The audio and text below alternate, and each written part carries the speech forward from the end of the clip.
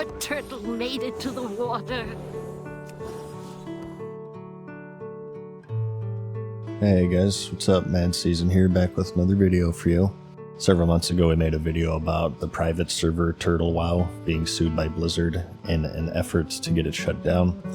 And I said I'd provide updates if anything major transpired. So that's what we're doing here today. A lot of things have been going on in the background, such as ex-party applications, some probing into the accounts and details of some of the employees of Turtle WoW. It's been pretty intense, and about a week ago the lawsuit did actually settle, and just a couple days ago there was a statement by Turtle WoW detailing the results of the lawsuit and how it'll be shutting down in the near future. So let's talk about it in detail. First, I do want to thank the sponsor of this video, Boot.dev. If you ever wanted to learn back-end development but you fell off because it started feeling too much like homework, I highly recommend Boot.dev. It teaches back-end development in a way that feels a lot more interactive and game-like than just staring at walls of text. And at the same time, it's still focused on teaching you the kind of skills that you would actually use on the job, with courses and things such as Python, SQL, and Go. You're actually doing hands-on coding and building projects as you go, and even if you ever get stuck, you can enlist the aid of their AI tutor named Boots, which is trained on the lessons and understands what you're actually working on. Or if you prefer a more human element, they also have an active Discord community to reach out to. And if you really want to get MMO-like, they've also added something called the Training Grounds, which is basically a place to grind extra coding challenges if you want more practice before moving on. If you're obsessed with RPGs like I am, it's a good fit since the whole thing is kind of built around these various progression systems like XP, levels, achievements, quests, bosses, so it'll feel really familiar. You can read and watch all of the course content for free, and if you want the interactive features such as AI help and the progression systems and so on, that's included with the paid version. So if you've been wanting to learn how to code, go to boot.dev and use my code MadSeasonShow to get 25% off your first year on the annual plan. So I do want to cover the context and history of all of this, so please forgive the preamble here, but I think it's important because this is a pretty big historical moment, not only for World of Warcraft private servers, but for private servers of any sort of online multiplayer game, because we now have this precedent. From now on, whenever there are discussions on the legality and fate of private servers, people are definitely going to be referencing Turtle WoW. So, if you didn't know, there's been a pretty sizable community of people who don't really care for what Blizzard has been doing to their game for various reasons, and it's substantial enough that they prefer to instead play on independently run private servers, the biggest that most people know being Nostalrius, which was the most popular until Blizzard shut it down in 2016 and released their version of Classic years later in 2019. So eventually these official vanilla servers moved on to other expansions, or they stagnated in its final 1.12 patch in the case of Classic Era, which left many people wanting more, generally in the form of Classic Plus, which no one can agree on, but is vaguely supposed to be the base game vanilla, with new features and content added to it in the spirit of vanilla in the old world, the Eastern Kingdoms and Kalimdor. Blizzard has kind of flirted with the idea with their seasonal modes, the closest to this date being the Season of Discovery, which has now also stagnated as it's no longer being updated. Kind of a crazy concept that a genre of game which lifeblood revolves around a constant stream of new content stagnates when new content is no longer being added. They teach you that in the ultra-intelligent school of video game design, but it's a very hard concept to understand apparently for certain developers, but I digress. And so it was around here is where the private server community started to gain steam once more, as there was once again this discrepancy in what people wanted and what Blizzard was providing. So there's been a few different launches throughout the years, but there are none more major and successful than Turtle WoW, which is essentially Classic Plus.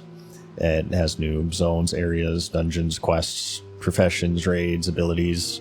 It's pretty much the closest thing to Classic Plus that a very unagreeable fan base can, for the most part, agree on. And it slowly gained steam over the years. They slowly but surely added more and more content until they had a pretty sizable, unique version of the game, which allowed them to break records in active player counts.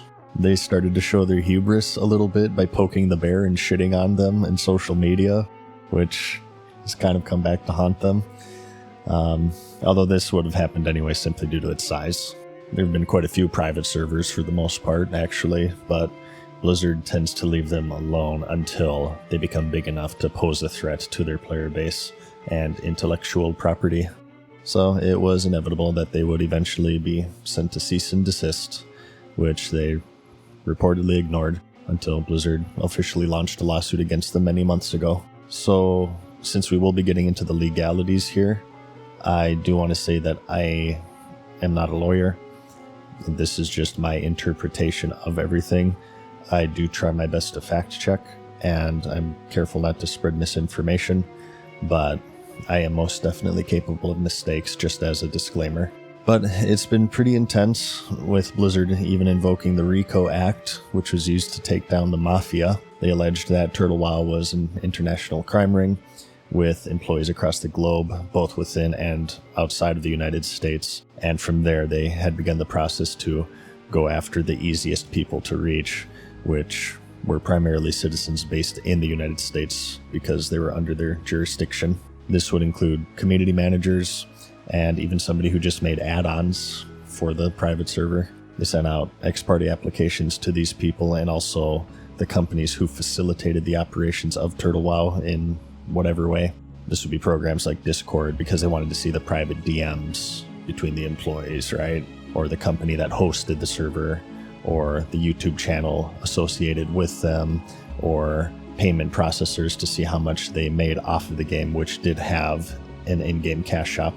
They did also engage in some psychological warfare, which was interesting because they alleged that one of the people running the server was named Torda, who was secretly this other person from the past in private servers who has this controversial past because they took money to give players items or something, and all sorts of other stuff that I won't get into, but someone who has a controversial history within the private server community, and some speculate that they did this to make people lose confidence in the server, to try to destroy it from within in this sort of Game of Thrones-esque plotline. But they wanted to dig into all the information that they could possibly find in order to build their case, at which point Turtle WoW, kind of in a desperation move, responded with an open letter, basically asking Blizzard to calm down and work with them.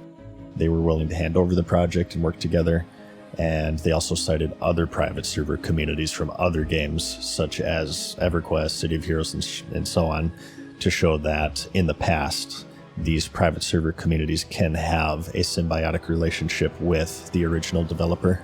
As expected, Blizzard's heart did not grow 3 times its size that day, and they just kind of ignored it and continued to pop their cooldowns and go all in, going after any employees that they could, until eventually there was a judgment on just April 13th in Blizzard's favor. It mandated that Turtle WoW had to cease all operations under the agreement that if they were to breach it, Blizzard could sue them for damages. And Turtle WoW was kind of silent for a few days as people sort of waited with anticipation of what was going to happen, if they were going to comply or not. And on April 18th, they would announce to their community their shutdown. The official post was made in Discord, and it reads as follows. They say it's the journey, not the destination. How long must a journey last to be remembered fondly and warmly? We don't know. We only know that it is coming to an end. After almost 8 years online, Turtle WoW is heading towards shutdown. The final day of operation will be May 14th, 2026, and the servers will go offline at 12 a.m. on May 15th. And from here, they go on to kind of thank the community and reflect on their time developing the private server. So another chapter closes on the vanilla World of Warcraft private server saga. Reactions have been mixed. You have Turtle WoW fans being quite upset, as you would expect. Meanwhile, Blizzard fans are celebrating / gloating, and these two sides are kind of going at it as we speak.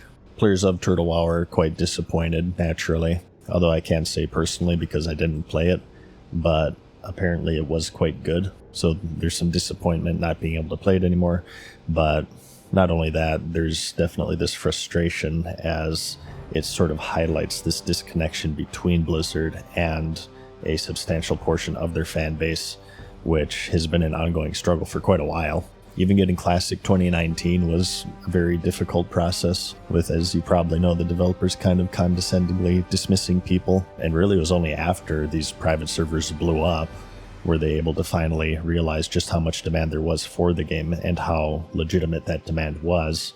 And they were like, oh shit, well, maybe they're onto something here. They, for a while now, have had this rockstar developer mentality, in my opinion, where it's sort of like, you know, we're the developers, you're the player, we make the game, you shut up and play the game. And because of this, in my opinion, they're very disconnected and they lack the ability to know their audience and to know what they want. And in fact, there's been countless instances showing just that. Do you guys not have phones? Yeah, you guys all have phones, right? It's just sort of this fundamental disconnection that severely hinders their ability to deliver an enjoyable product for a lot of people. So you can understand when you have these quite successful private server communities that people flock to being shut down, there's this frustration that people have with Blizzard. But that being said, of course, they are 100% within their rights to shut it down, and this was clear to most people right from the beginning. People were like willing to put their life on the line, that because they were outside of the United States, that has somehow made them out of Blizzard's reach. There's one constant in life. When you fuck with the money of people who have enough money to do something about it, anything can and will be done about it. It could have been on fucking Mars. And Bobby Kotick, even though he's out of the picture now, would man his personal rocket, sip on some breast milk along the way, threaten to kill a few people, and, you know, be back in time for dinner. All without blinking too, by the way. So they weren't as immune as people thought they were. And this kind of reinforces my thoughts on private servers. I will reiterate, in the first video I made before this lawsuit was announced, I believe that they're in this sort of catch-22 situation where there are two outcomes. They can either be good or bad. If they're bad, nobody plays them, so who gives a shit?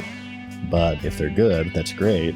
But it also means that a lot of people will play them, and because of that, they will eventually get shut down because they start pinging Blizzard's radar. So it's just kind of a contradictory situation. Some people are more kind of in the moment and just enjoy the ride while it lasts, and that's great.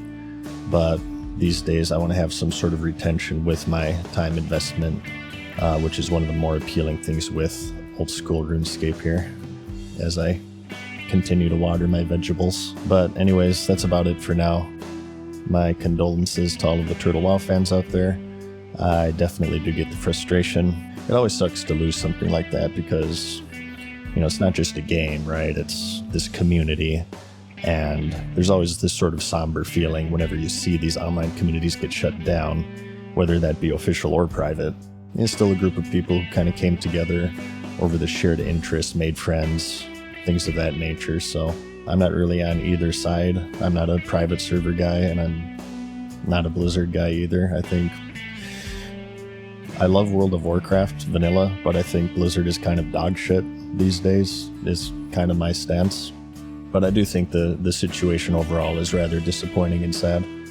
And hopefully people can find something to replace this community that is going to be lost. I'm sure there'll be another that'll pop up in the future. It's like the Lich King, there must always be another. Again, personally, I won't be checking it out because, again, this whole debacle just kind of reinforced my feelings on it.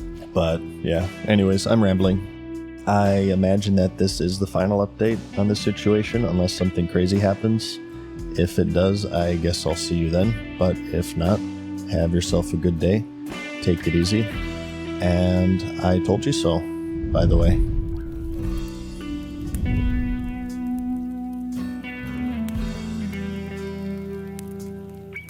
Farewell for now, mortals. We hope you enjoyed today's video. See you again soon.